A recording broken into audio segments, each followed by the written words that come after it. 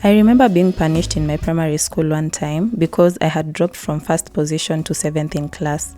I remember the pressure that I had once I became second place in my first exam in boarding school.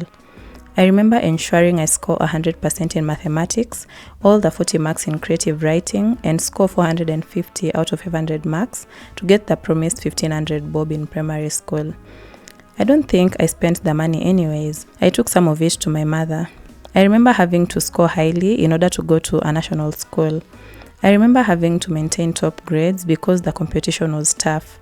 I remember always being compared to the first in class or being asked why I did not become Index 1 for my KCSE exams. I remember coming to medical school and meeting the brightest minds. I remember how cut marks were and are still important.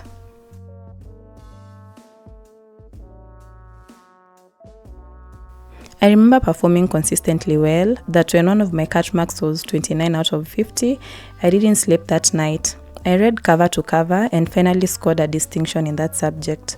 I remember my first time flying to a different continent, to a different side of the world, because I was among the top students in class. That was one of the best experiences in my life so far. And I remember the pressure that has always lingered around me to be one of the best. And I think this bred a certain amount of comparison in my life.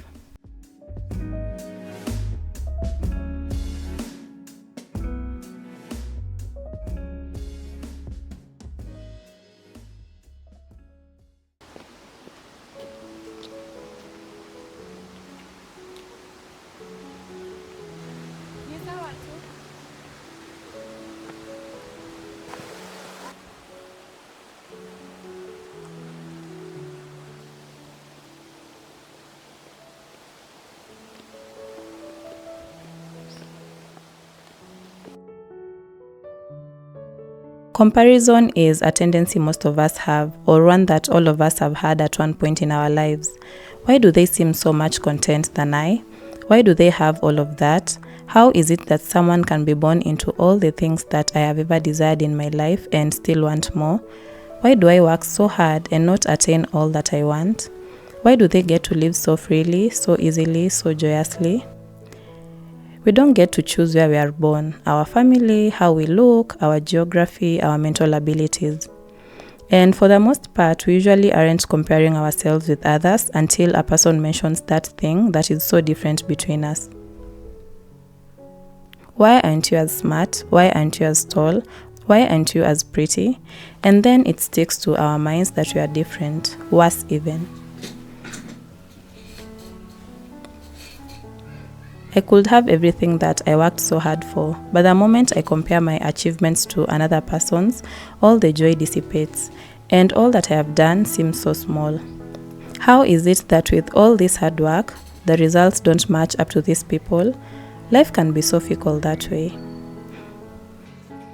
When I look back at this moment that I used to compare my life with other people, I realized it's kind of a pity that I didn't take inspiration from it. A lot of the time when we look keenly at this moment and try to unpack the feelings that come with comparison, we realize that we don't want to live their lives. We just want to feel a certain way. So, when I looked at people and wondered how they were so free, I realized that the feeling I wanted was peace.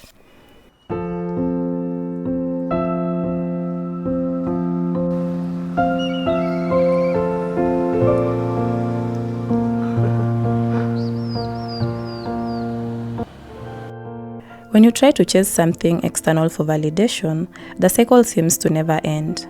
At least that was the case for me as a top student. I wanted to become the best scholar and still do, to become a professor, to have a PhD. I realized that is the culture in medicine. You cannot have enough to sustain yourself as a general practitioner, so you go for residency. Then it's not enough to become a consultant, so you go for fellowship.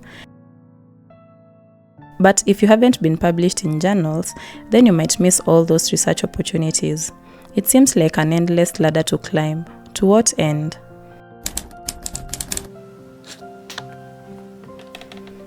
Currently, I'm at a point where I question everything. What do I envision for my life, as without comparison to another person's?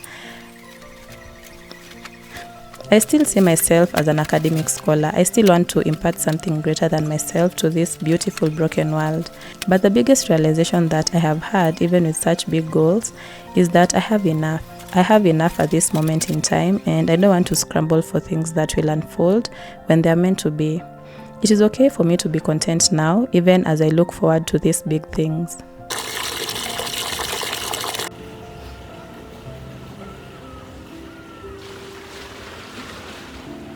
Once I noticed this pattern of discontentment in the world around me and how it shaped my perception of success, I realized that we compare because we are afraid that all the things aren't abundant enough for us. And it is scary knowing that you have all the power to change your life, to change these thinking patterns. If there's one profound thing that I have learned from my personal development is that growth isn't a linear path, most likely circular and rugged. We have our highs and lows, we may circle back to our greatest fears and old habits, but slowly and surely, we'll see these tiny specks of difference over time. And although I'm not there yet, I know that it gets easier. So it isn't fair to compare yourself at your worst with others who may be at their best. Also, your worst may not look the same to other people's worsts. Their worst might be your best experience for a while.